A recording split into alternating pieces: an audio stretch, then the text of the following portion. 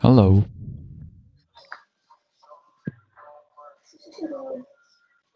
Okay, I am with Jose, right? I'm gonna write down your name. Give me 1 second. Great. Hello, teacher. Hello, Jose. Good morning. So, Morning. good morning, Dania. I'm gonna write down your names. So we have Dania and Jose. Okay, also I'm trying to call Lisette, but she's unavailable. So, guys, please mute your microphones. We're gonna start right now. Thank you. I'm gonna share my screen and no, need to share my whole desktop. Yes, like this.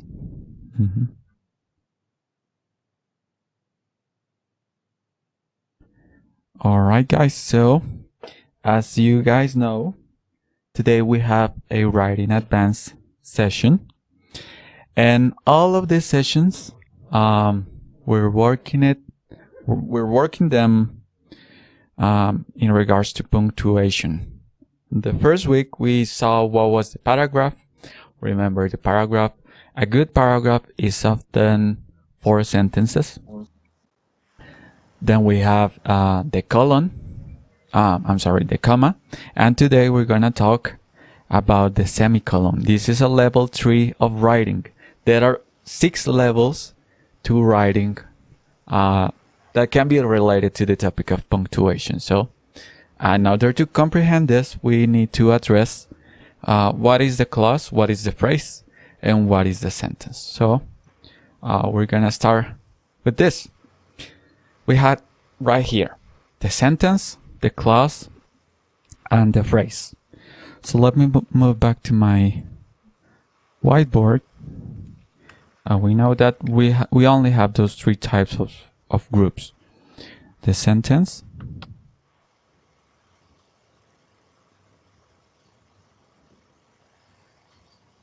the clause,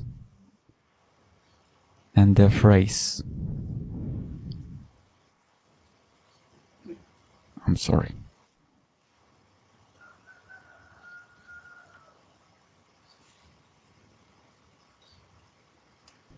All right. So we know that these 2 are groups of words.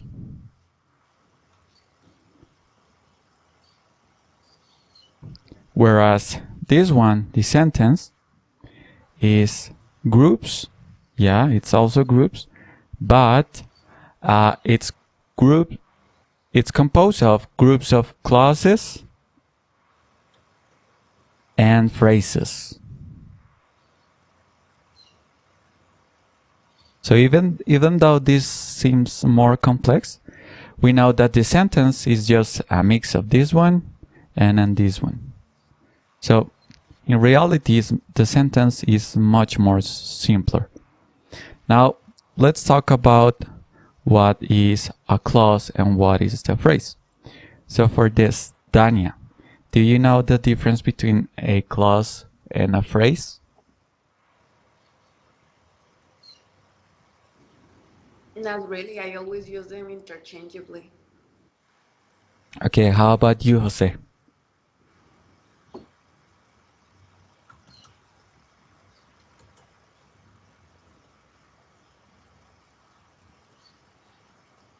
Jose, are you there? Oh, I'm also with Claudia. So, Claudia, do you know the difference between a clause and a phrase? Yes, I do. Can you please tell me that?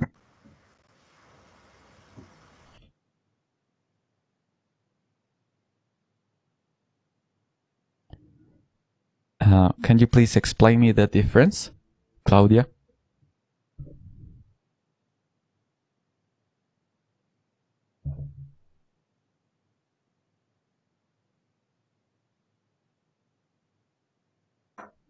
Okay, so That's not a problem. Well, the difference between a clause and a phrase is that the phrase, let me see if I can write it here. The phrase only has one main component, either a verb, a subject, or an adjective. So if we have a phrase that it's only composed of a subject, we call that a subject phrase. For example, my best friend.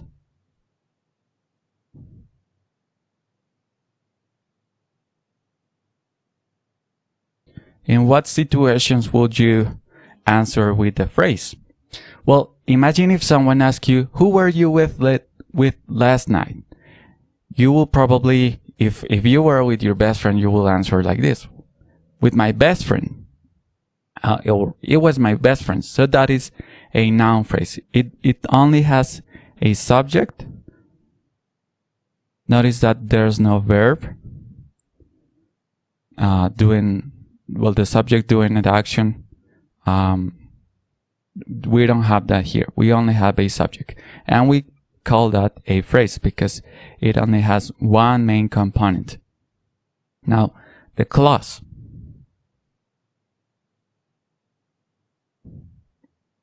The clause, on the other hand, has a subject and a verb. For example, we have my mom does the dishes.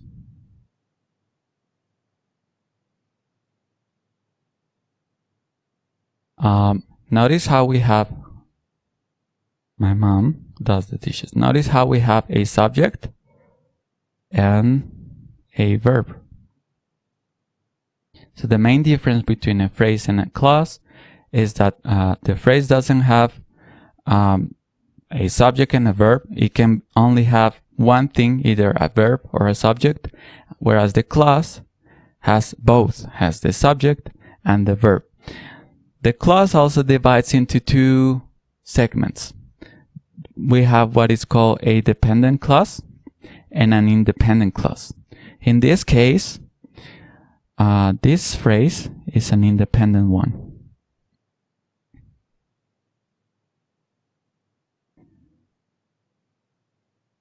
And why do we call that independent? Because you can say, my mom does the dishes, and we don't need any more information about that.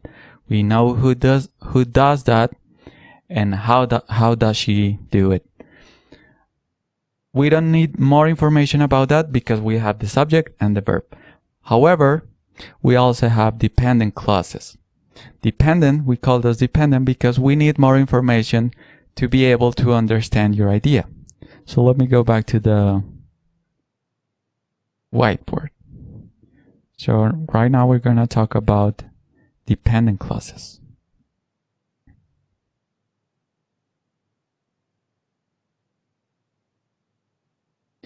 So an example of a dependent clause starts often with a like this. With my guitar. A conjunction. I'm sorry, I forgot about that. Conjunction.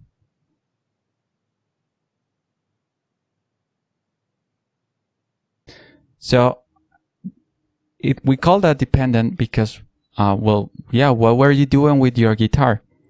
So this is why it depends on more information. We also have a secondary type of dependent clause, which is called complex dependent clause.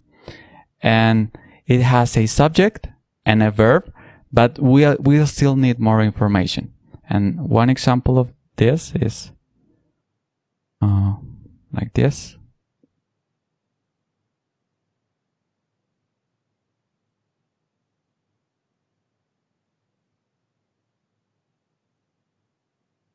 While my guitar gently weeps. So where do we have this subject? Well, is my guitar, yeah. Gently weeps. Alright, we have the verb. But does that make sense? While my guitar gently weeps. It cannot be a sentence on its own. So we need more information. For example, well, what were you doing while your guitar gently weeps? You need to say something to make that coherent. And for that, you will need to make a sentence. For example, I play music while my guitar gently weeps. That is a sentence. However, this is a dependent clause because it starts with a conjunction. We have a subject and a verb, but still doesn't make sense. So we call that dependent clause. Well, in the case of the semicolon, let me go back to. Well, in the case of the semicolon, we need to perfect that understanding between the phrase and the clause, because we use the semicolon mostly with independent clauses. So we're gonna start talking about that right now. And also, let me start recording this session. Okay.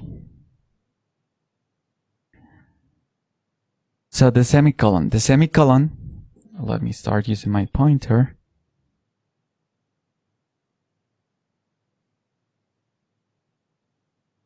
All right. The semicolon. A semicolon is commonly used to link a single sentence. So notice that we only have one sentence. Composed of what? Two independent clauses. Those clauses that don't make sense on its own, so we need more information. We need two independent clauses, all right, that are closely related in thought.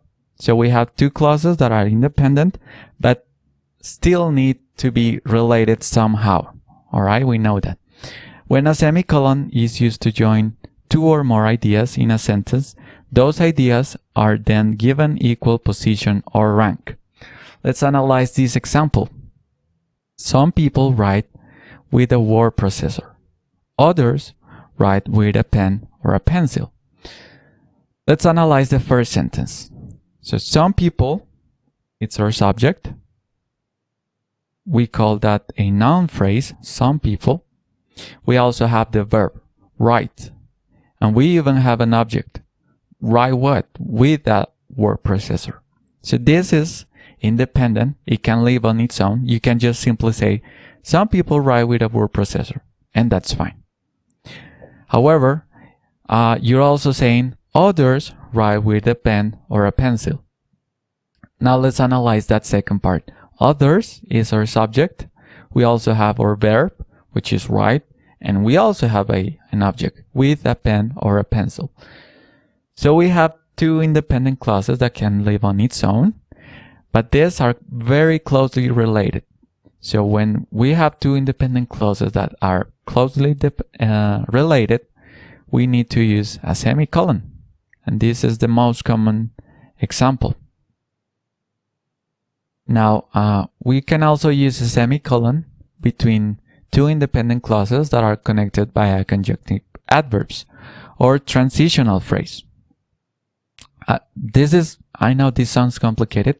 Transitional phrase is just a group of words that we use to present more information. And let's look at this example. However they choose to write, people are allowed to make their own decisions. As a result, this is our transitional phrase. As a result, many people swear by their writing methods. Okay, let me check if I'm... Oh, yeah. So, yeah.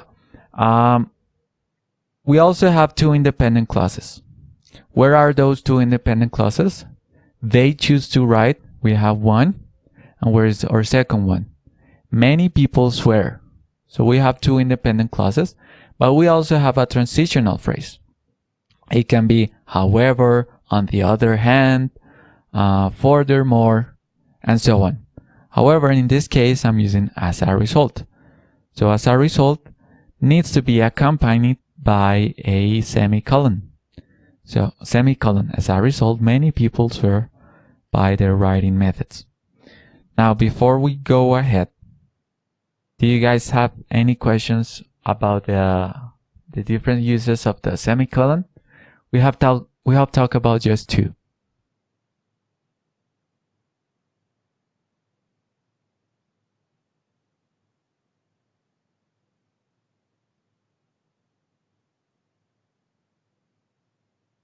All right. So let's go back to more examples about the semicolon. All right. Now we have use a semicolon between items in a list or series if any of the items contain commas. On the previous session, we learned that we use commas to present a lot of information that needs to be listed. For example, she has a cow, a cat, and a pig. We use commas for that case.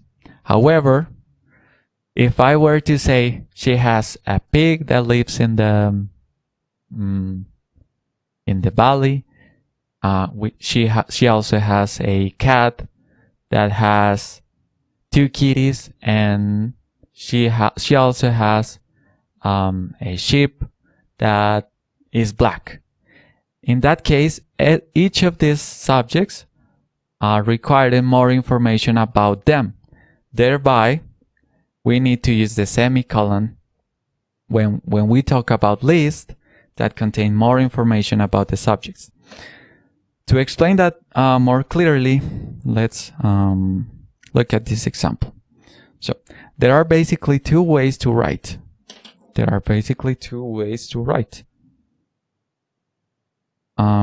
With a pen or pencil, all right, comma, which is inexpensive and easily accessible. All right, so what is inexpensive and easily accessible? Writing with a pen or pencil. So these are closely interrelated. All right, but we also have another item in our list.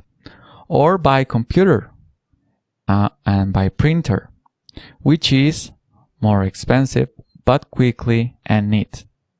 So you notice this one, which is inexpensive, corresponds to writing with a pen or pencil, whereas writing with a computer and a printer is more expensive but is also quick and neat. These are not as closely interrelated just because we're talking about writing. However, as we're doing a list, we need to make a greater segment between writing with a computer and writing with a pen or a pencil. This is why we use the semicolon. Now, let's try to do another example using this. I have a question, but it's unrelated. Yeah, of course, go ahead. Shouldn't it be quicker and neater to follow the parallel rules? Quicker and neater? Are you talking about this example? Yes. Can you make some other kind of wording, because I don't understand that question? Okay, like I have been studying a lot for TOEFL, and they always mention this rule called the parallel rules. And it's basically a rule that says that when you have a certain structure in your sentence, you need to follow it in order to not break the rhythm of the reading or the writing. So, like if you're using verbs in ing, all your verbs need to be in ing. If your verbs are in past, all your verbs need to go in past. And since we have a comparative, in this case more expensive, my question is, shouldn't it continue being comparative, the other two adjectives, like quicker and neater? And how will that be? Try to make that sentence doing what you just suggest. Like the same, like urban computer and printer, which is more expensive but quicker and neater. I don't know. Yeah, it's completely fine if you want to do that. When you say more expensive, you can just simply say expensive or quicker and neater. Well, Meter. Let me analyze that. Or by computer, printer, which is more expensive, which is expensive, more expensiver, but quicker and neater. Well, this one is fine. However, but quicker and neater, I guess that makes sense, but it's not as usual. So I will stick with the quick and neat instead of quicker and neater. However, this is a good observation. In this case, more expensive, you can just change it to expensive. Can you say expensiver? I have never seen that word. Expensier. Expensier, yes, expensier. Expensier. Seer. Is that, yeah, I'm not sure about that. But in the case, for example, if it was slim, you can just simply say slimmer as opposed to more slim.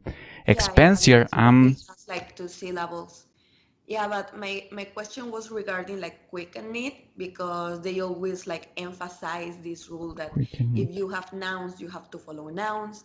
If you have adjectives, you have to continue with adjectives. It's basically like a copy the way that you started saying something. So if I want to explain like using ings and adjectives, it would be like the most interesting, amazing, like interesting, amazing, like ings. It's not like a strict rule per se, but it's like about the perception of your writing. That's why I was curious about that part of the sentence. All right. Well, that sounds to me as if you're talking about stylistic writing. So it's largely dependent on your style. For example, the semicolon, you can use it in this stanzas. However, we have writers like this guy that wrote La Ceguera. I forgot about his name. Ensayo sobre la ceguera, and he never uses semicolons or commas. So he's very famous because it's just his style. He prefers to not use any of the punctuation. And well, in that case, you're talking about grammar. There are some writers that prefer to stick to some rules instead of another rules. Okay. Thank you. Now, before that, we were talking about this use of the semicolon, which is doing a series. So I want you guys to give me an example about this. So for this, please, each one of you make an example of this one and write it on the chat of Skype. For that, you're gonna have 5 minutes, please. So let me just go back to the chat, see. Yeah, so Lisette, Claudia, Tania, and Jose. Please make an example about that. About the use of the semicolon when we have a series of items that contains commas. And good morning, Lisette. You're gonna have 5 minutes for that.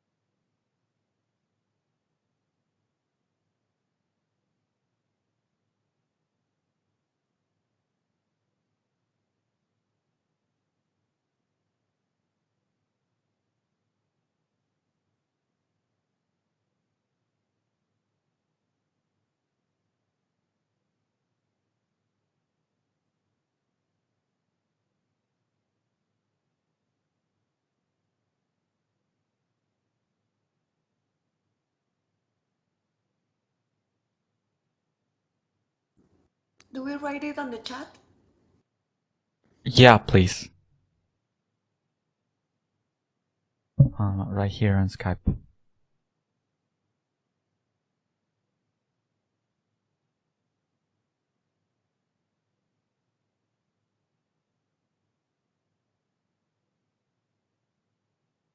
Gonna go back to the presentation show so you guys remember about that.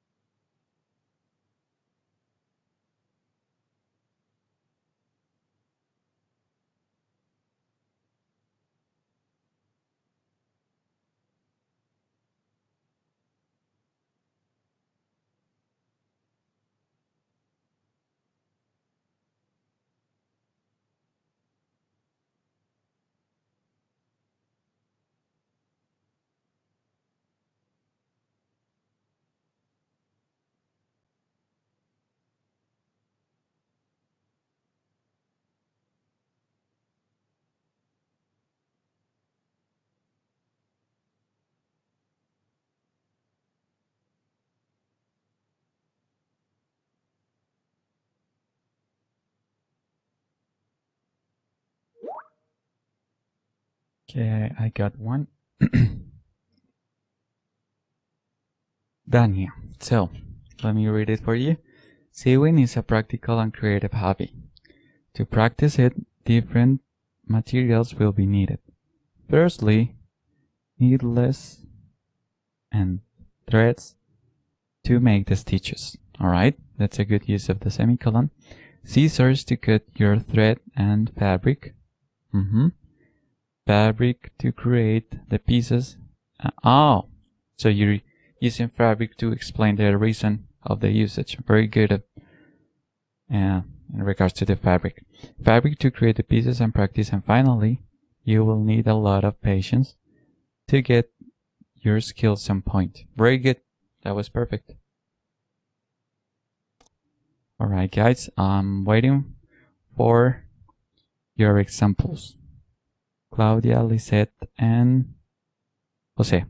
In the meantime, I'd like to go back to the question of Dania, because I just remember that when we need to change that to, for example, quicker and neater, that corresponds to the rule of conciseness. And that rule, we only apply it when we're talking about academical writing. For example, when we're talking about the thesis, a research project, a summary, we need to be using conciseness. So in this case, it will be wrong if I said which is more expensive, because you can just make it more concise and say expansive, quicker, and neater instead of using the more. But remember, it's only for academic writing, and that rule you find that under the name of conciseness.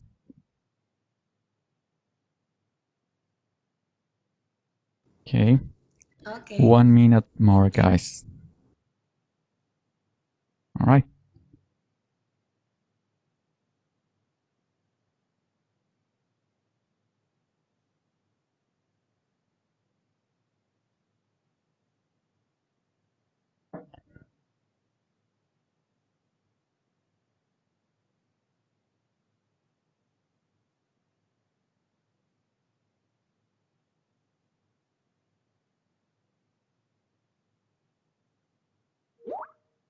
Okay, I got cloud, yes.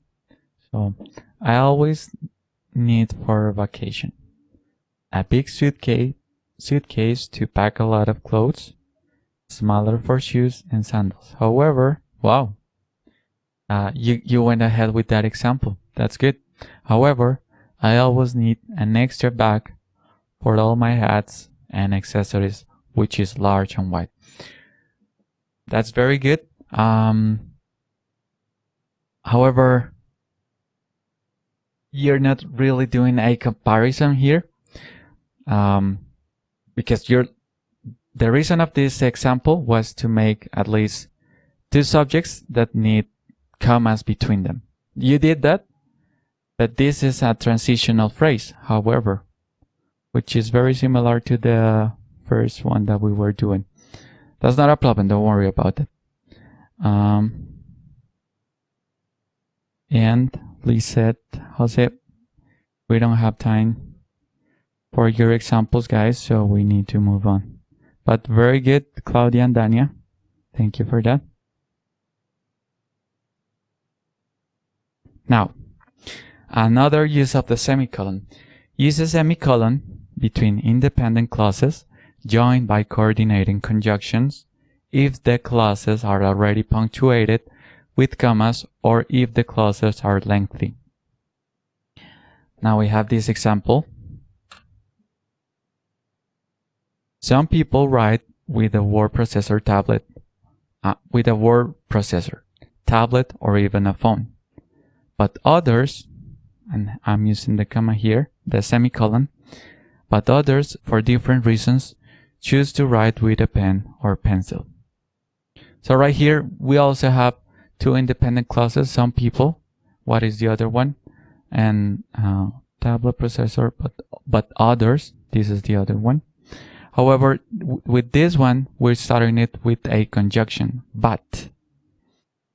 And since but is also listing many other items after the but, well, I know that I need to make a larger, a more comprehensive differentiation between this clause and this clause. Therefore, I need to use a semicolon. If we need to make a summary about this, is before but, we need to use the semicolon, but not any class of conjunction. It's only a conjunction that lists more commas, or that are lengthy, well, in this case. All right. When do we need to avoid using a comma when a semicolon is needed? We have here, the cow is brown. It is also old. This one is incorrect. Whereas the cow is brown, semicolon. It is also old.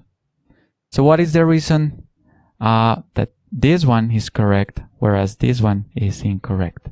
Dania, can you please help me explaining me why is that correct and the other, why is it incorrect?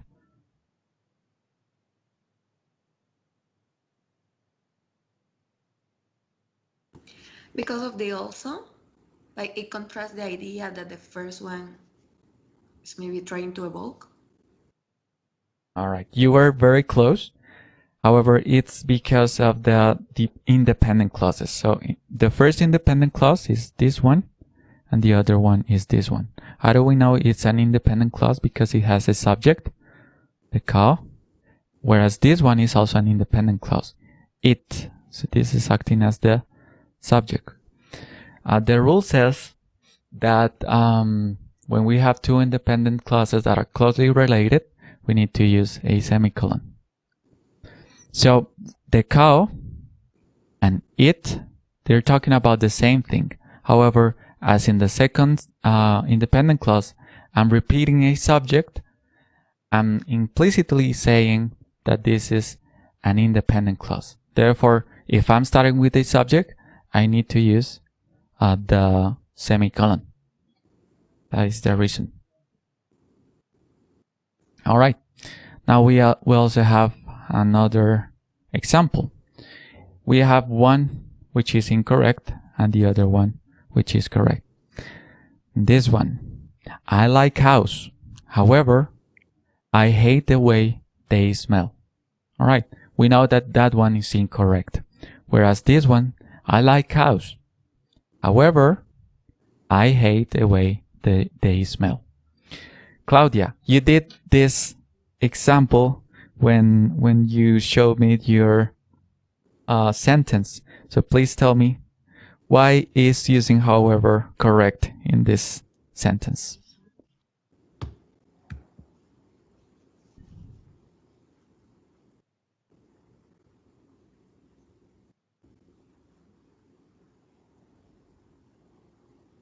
Do you hear me, Claudia? You need to unmute your microphone and start talking.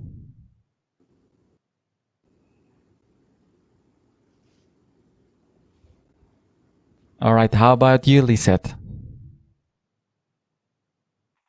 Yes, teacher. So can you please explain me why do we use a semicolon before the however right here? Okay, because after however, I hate is independent from I like cows. Very good, that was perfect. Yeah. So there are actually two reasons. One reason is because we have two independent clauses. I like cows, and I hate the way they smell. And also, I have a transitional phrase, which is however. So when I write a transitional phrase, I know that I need to use a semicolon. This also applies when we use on the other hand, furthermore, I forgot the other ones. But it's applicable to these instances. Very well. Thank you, Lisette. And we also have another one. One which is incorrect and the other one which is correct. So the incorrect one. I like cows. They give us milk, which tastes good. They give us beef, which tastes good. And they give us leather, which is used for shoes and coats. That one is incorrect. Now let's read it. How would that be if it was using the semicolon correctly? So, I like cows. They give us milk, which tastes good. They give us beef, which also tastes good. And they give us leather, which is used for shoes and coats. Dania, can you please tell me why is this example correct? Because we have dependent clauses that give us the explanation, and then they continue like with the enumeration of things that cows provide us. So it's like mixing both things. That was similar to the first exercise we did. So they give us milk, comma, which tastes good, like that's the explanation, semicolon, they give us beef, and then the explanation which also tastes good, and then semicolon, and then you continue explaining and numbering the things that they provide us. That was perfect. Thank you for that. That was very good. Yeah, that is the reason. It is because it's a list that contains commas within those items. Very good. Now, finally, we have an incorrect sentence that says, because cows smell, semicolon, they offend me. The correct one is, because cows smell, they offend me. So Lisette, why is the because cows smell, they offend me correct? Hmm. Mm, because cows eat generally uh, same. Okay, you're very close. How about you, Tanya? Because we start with a dependent clause. That's it. You got it. So this one is dependent. This one is independent. Let's write it completely. Dependent. Dependent what clause? And independent. So we only use semicolons when we have two independent clauses. In this case, we have one dependent and the other one which is independent. So in that case, I know that I need to use a comma. Now for the final step of this lesson, I need you to write a small paragraph. We're gonna do it with 2 sentences, very short paragraphs, 2 sentences. So write a paragraph comparing 2 things. For example, life in Colombia versus life in X country. Distance education versus regular education. Technology today versus technology of the past. It's your choice. However, I need it to be 2 sentences. So write a paragraph comparing 2 things. And you're gonna have 5 minutes for that. You can write it on Skype if you want, so I can read it.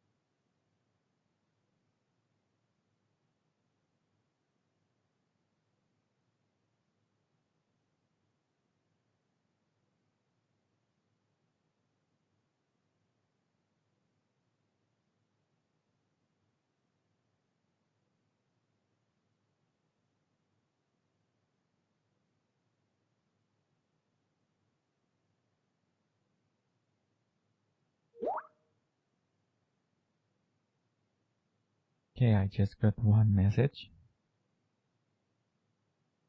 Claudia, very good. So, guys, the rest of you have 1 more minute. In the meantime, I'm gonna read Claudia's. No, I was wrong. Sorry. Look, please keep writing. Got a message from another chat.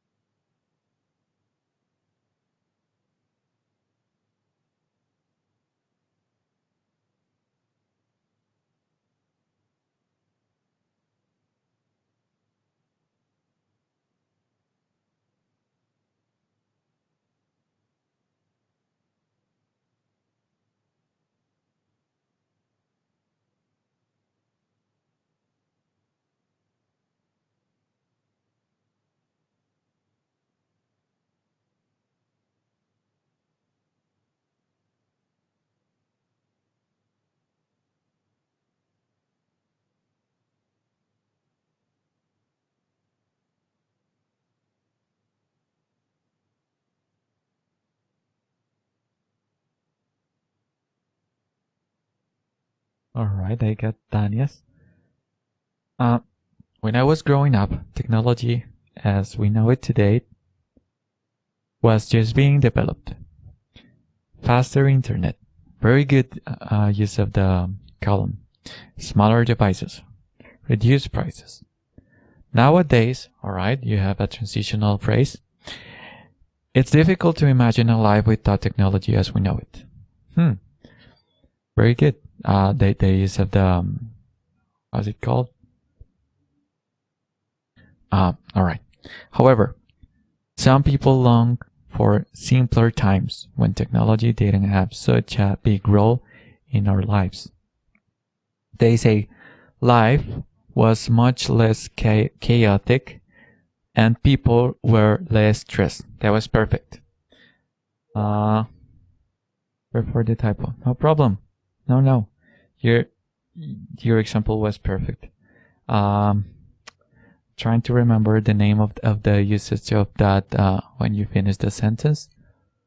But I don't remember it right now. However, that was good because not only you showed good usage of the semicolon, but also the commas. Very good. All right. Now, guys, are you doing your exercises? Because we're finished in time.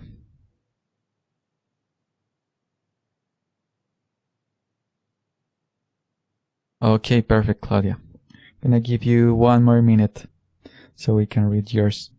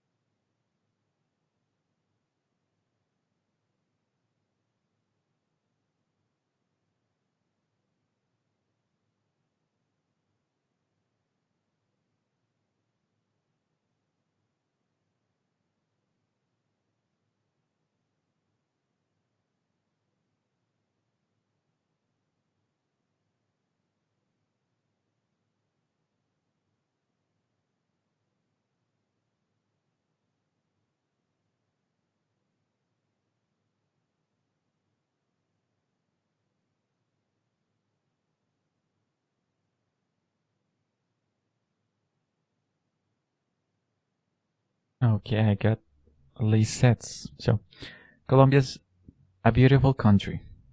It has a lot of nice people. Okay, you're doing an explanation right there. Well, in that case, you would need to use a comma. It's perfectly fine. However, since you're using it, you're using two independent clauses, so it's doable. Yeah, you can do the semicolon right there. There are animals in Colombia. They are very exotic. There are animals in Colombia. Okay, good use of the comma. We have to protect them. Okay, well, in this case, let me see if I can show it. They are very exotic. We have, after exotic, you need to use a semicolon. Now, Alaska is a beautiful country too, but it is colder. Okay, that was very good. It has, it doesn't have a lot of people. It's what you're supposed to say. Animals are stronger.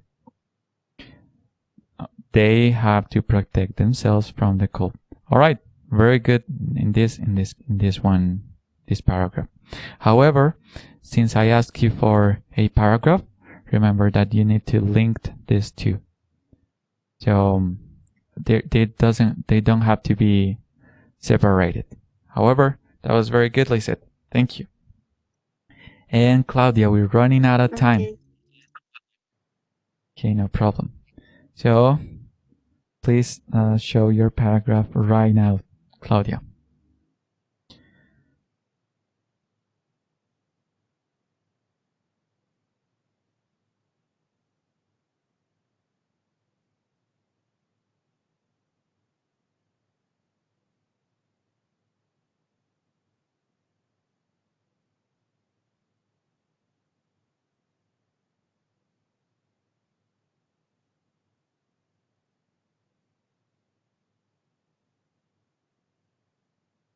Okay, Claudia is typing.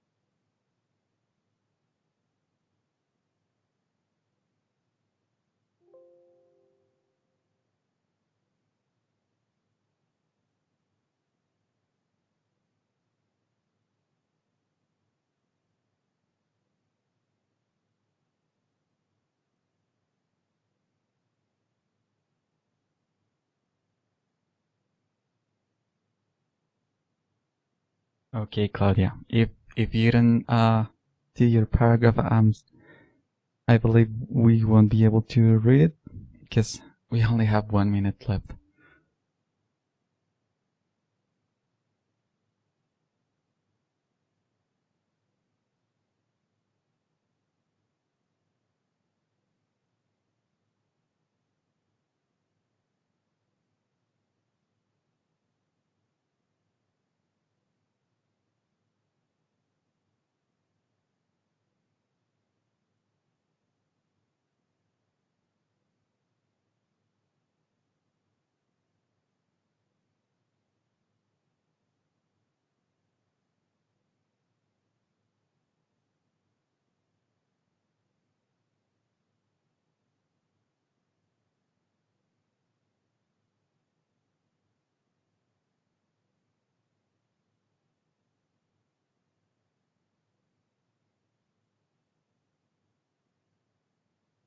Okay.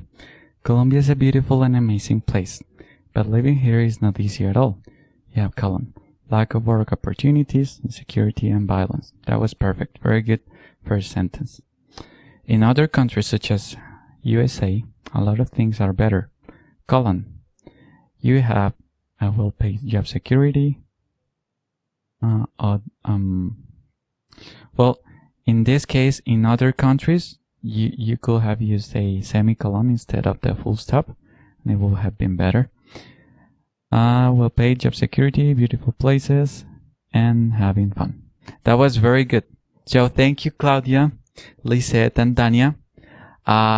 Your participation was amazing. Also, thank you for your questions, Dania. They were very good. This is the end of the lesson.